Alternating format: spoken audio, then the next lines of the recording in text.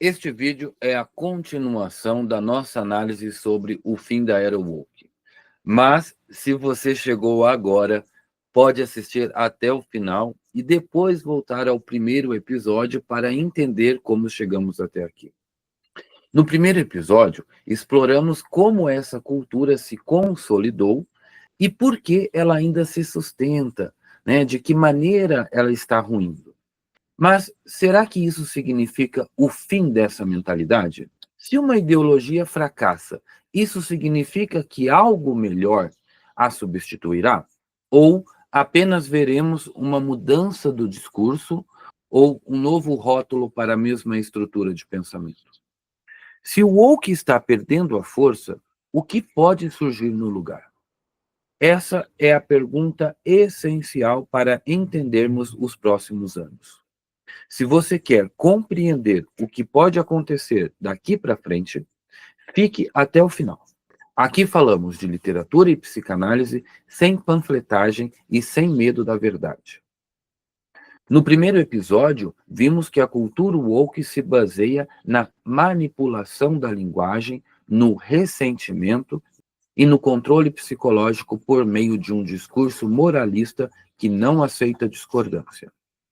Agora a pergunta é: se essa ideologia está perdendo força, o que pode vir depois? Ao longo da história, ideologias que fracassam não desaparecem por completo. Elas apenas mudam de roupagem ou de estratégia. Quando uma narrativa começa a perder credibilidade, ela é reformulada, ajustada e muitas vezes se reapresenta sob um novo nome, preservando os mesmos mecanismos de dominação. O mesmo acontece na psicanálise com certos padrões neuróticos.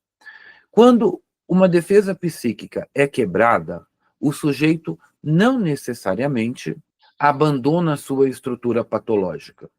Muitas vezes, ele apenas desloca seu sintoma para outra área.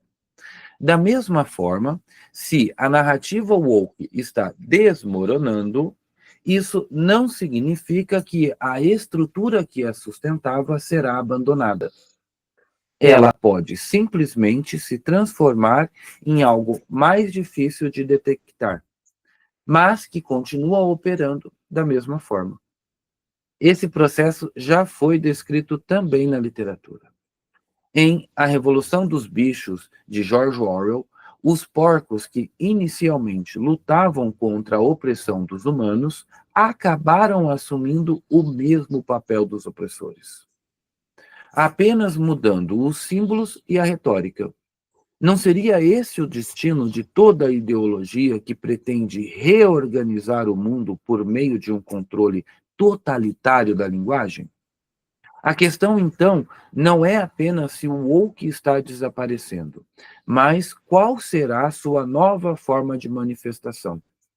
A queda de uma ideologia não significa automaticamente o surgimento de uma cultura mais saudável.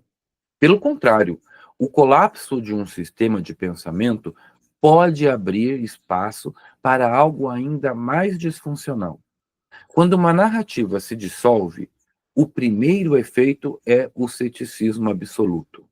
As pessoas perdem a confiança em qualquer discurso que se aparente com aquilo que fracassou. E isso pode gerar dois cenários. No primeiro, a sociedade se torna apática e indiferente.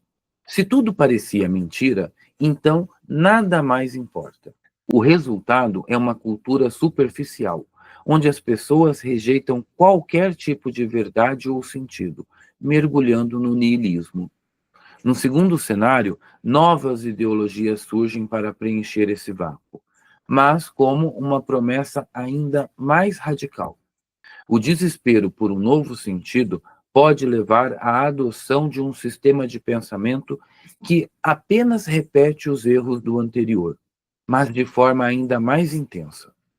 A literatura já descreveu esse fenômeno diversas vezes. O Homem Sem Qualidade, eu vou deixar a capinha aqui dos lados, ele apresenta uma sociedade em que as pessoas perderam qualquer senso de identidade ou propósito. Sem um eixo sólido de valores, a cultura se fragmenta e as ideias se tornam meras ferramentas para quem deseja manipular a realidade a seu favor. Na psicanálise, esse vazio pode ser compreendido pela incapacidade de simbolizar a experiência de forma saudável. Se uma ideologia é desmascarada e cai em descrédito, mas não há um referencial autêntico para ocupar o seu lugar, a cultura se torna refém do ressentimento e da confusão. A pergunta que fica é: estamos nos encaminhando para o niilismo ou para o renascimento cultural? Vamos pensar juntos. Se a cultura woke está enfraquecendo, há um movimento contrário crescendo? Nos últimos anos, temos testemunhado um resgate da tradição e do pensamento clássico, princípio que também norteia a Escola Britânica de Psicanálise no Brasil, né, na qual eu sou diretor dela. O público cada vez mais rejeita narrativas superficiais e busca literatura e conhecimento com maior profundidade.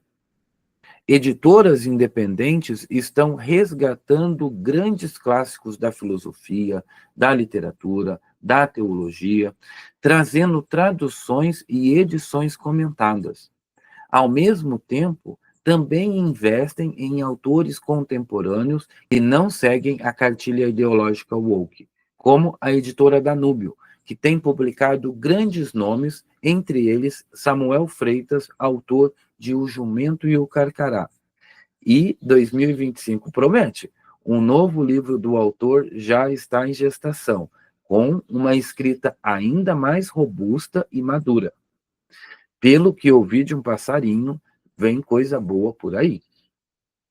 A literatura de alta qualidade volta a ser valorizada. Obras como A Divina Comédia, de Dante Alighieri, estão ressurgindo como leituras fundamentais para quem busca um sentido mais profundo para a existência.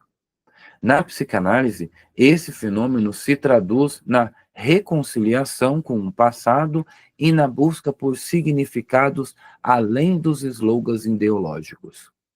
O ser humano anseia por verdade e profundidade, e a dissolução de narrativas superficiais pode abrir caminho para um renascimento cultural mais autêntico. Isso não significa que a luta acabou. Os mesmos grupos que sustentaram a cultura woke ainda detêm grande parte do poder cultural e midiático e farão de tudo para manter o controle do discurso. Se o woke já perdeu força, por que ainda parece então tão presente? Isso acontece porque as grandes instituições culturais ainda operam sobre essa lógica. Universidades, editoras e setoras da mídia mainstream foram estruturadas de forma a garantir que essa mentalidade permaneça viva, mesmo que a maioria do público já tenha se cansado dela. A história mostra que quando uma ideologia perde apoio popular, ela recorre a mecanismos mais agressivos de controle. A censura se intensifica, o policiamento da linguagem se torna ainda mais opressor e qualquer tentativa de questionamento é taxada como uma ameaça grave. Um ataque à democracia, por exemplo. Em O Zero e o Infinito, nessa obra, o autor descreveu um processo magistral. Quando um sistema começa a ruir, ele não aceita sua morte com dignidade. Ele se volta contra seus próprios aliados, exigindo deles uma lealdade cada vez mais absurda até que tudo desmorone por vez. O woke pode estar morrendo, mas seus últimos momentos podem ser os mais violentos e destrutivos. A cultura woke não se sustentou porque fosse verdadeira, mas porque dominou o campo simbólico e manipulou a linguagem. Seu colapso não significa que algo melhor virá automaticamente.